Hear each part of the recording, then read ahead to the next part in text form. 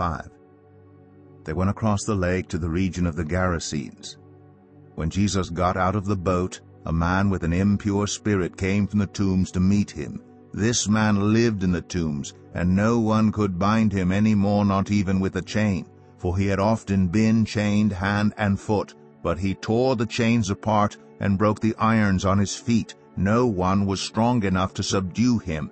Night and day among the tombs and in the hills he would cry out and cut himself with stones. When he saw Jesus from a distance, he ran and fell on his knees in front of him. He shouted at the top of his voice, "What do you want with me, Jesus, Son of the Most High God? In God's name, don't torture me." But Jesus had said to him, "Come out of this man, you impure spirit." Then Jesus asked him, "What is your name?" "My name is Legion," he replied, "for we are many." And he begged Jesus again and again not to send them out of the area. A large herd of pigs was feeding on the nearby hillside. The demons begged Jesus, "Send us among the pigs, allow us to go into them." He gave them permission, and the impure spirits came out and went into the pigs. The herd, about 2,000 in number, rushed down the steep bank into the lake and were drowned. Those tending the pigs ran off and reported this in the town and countryside, and the people went out to see what had happened. When they came to Jesus, they saw the man who had been possessed by the legion of demons sitting there, dressed and in his right mind, and they were afraid. Those who had seen it told the people what had happened to the demon-possessed man, and told about the pigs as well.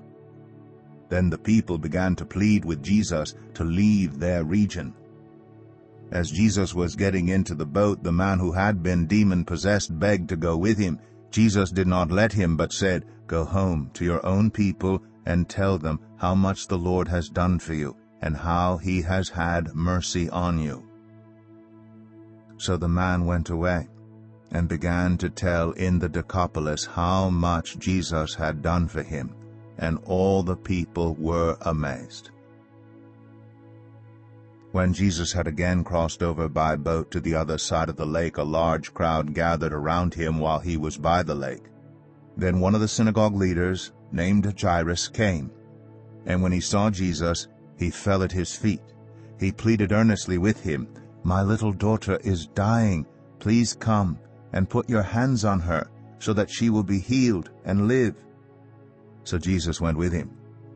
A large crowd followed and pressed around him, and a woman was there who had been subject to bleeding for 12 years.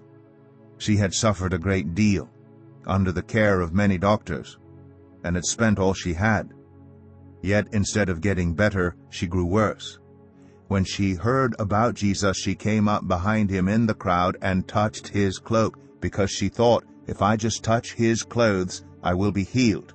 Immediately her bleeding stopped, and she felt in her body that she was freed from her suffering. At once Jesus realized that power had gone out from him. He turned around in the crowd and asked, "Who touched my clothes?" "You see the people crowding against you?" His disciples answered. "And yet you can ask, 'Who touched me?'"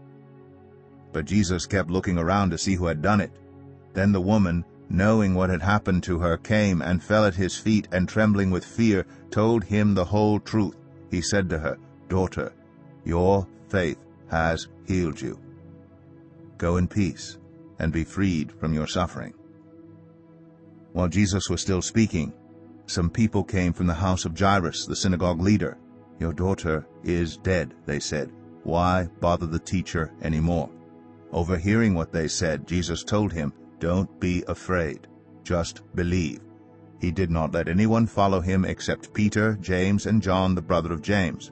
When they came to the home of the synagogue leader, Jesus saw a commotion with people crying and wailing loudly. He went in and said to them, "Why all this commotion and wailing? The child is not dead, but asleep." But they laughed at him. After he put them all out, he took the child's father and mother and the disciples who were with him and went in where the child was. He took her by the hand and said to her, "Talitha cum," which means, "Little girl, I say to you, get up." Immediately the girl stood up and began to walk around. She was 12 years old.